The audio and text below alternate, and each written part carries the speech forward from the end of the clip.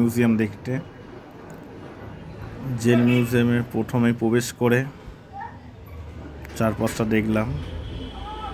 প্রথমেই ফলকটা দেখলাম এবং একটা বাগান আছে সামনে, সেই বাগানটা দেখলাম। তারপরে নির্দেশনা দেখলাম, তো বেশ ভালোই লাগলো প্রথমে জেল মিউজিয়ামে এসে। এরপর আস্তে আস্তে চারপাশটা ঘুরে দেখছি। তো দেখতে দেখতে ফাঁসির মঞ্চে গেলাম। এখানে স্বাধীনতা বিপ্লব থেকে আধুনিক কাল অবধি ফাঁসি হয়েছিল এবং অনেকজনেরই ফাঁসি হয়েছিল এই ফাঁসির মঞ্চে। এটি একটি বিখ্যাত ফাঁসির মঞ্চ।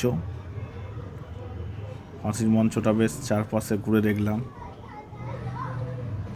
সত্যিই ভয়ঙ্কর আছে, কিন্তু খুব সুন্দর, দেখেও ভালো লাগলো। তো চারদিকে ঘুরলাম,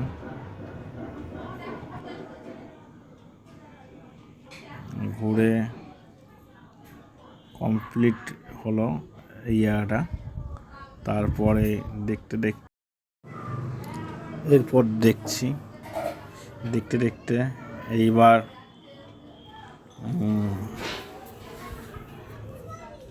এইবার তাঁত শিল্পর দিকে গেলাম। তখনকার দিনে ওই তাঁত শিল্পর ওপর করা হতো,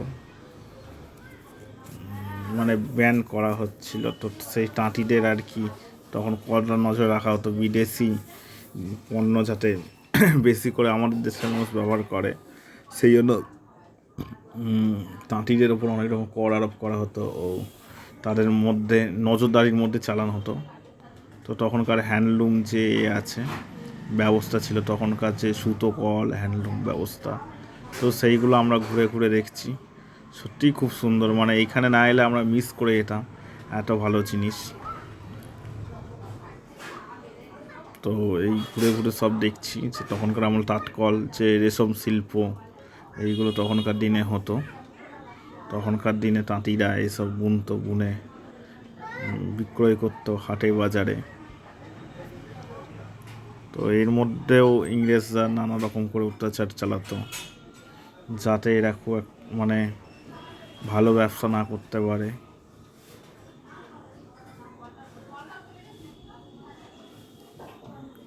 এরপর গেলাম একটা জায়গায় আছে স্ট্যাচু করা আছে সব বিভিন্ন দেশপ্রেমিক এবং কবিদের, এর মধ্যে খুব সুন্দর করেছে।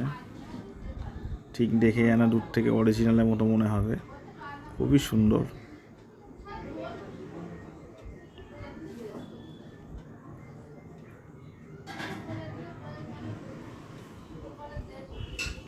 এরপর দেখলাম যে কারাগারে কীভাবে আমাদের বিপ্লবীদের বন্দি রাখা হতো, সেইখানে নানা রকম অত্যাচার চলতো, অকথ্য অত্যাচার চালাতো।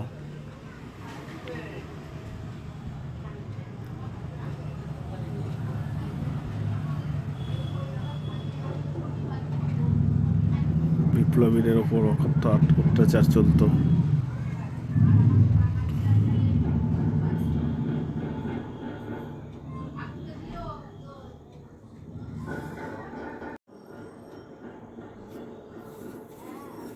কারাগারের ভিতরে দেখতে পাচ্ছি কীভাবে তখনকার দিনে দিন যাপন করতো বিপ্লবীরা।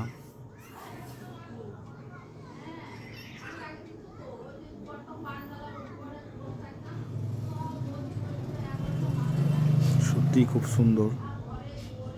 এর পাশে দেখছি মহিলা দেশপ্রেমিকরা কীভাবে ইংরেজদের বিরুদ্ধে আন্দোলনে করেছিলেন। এটা জেলের ভেতরেও বাইরের অবস্থা, তখনকার দিনে জেলে কীরকম অত্যাচার চলতো।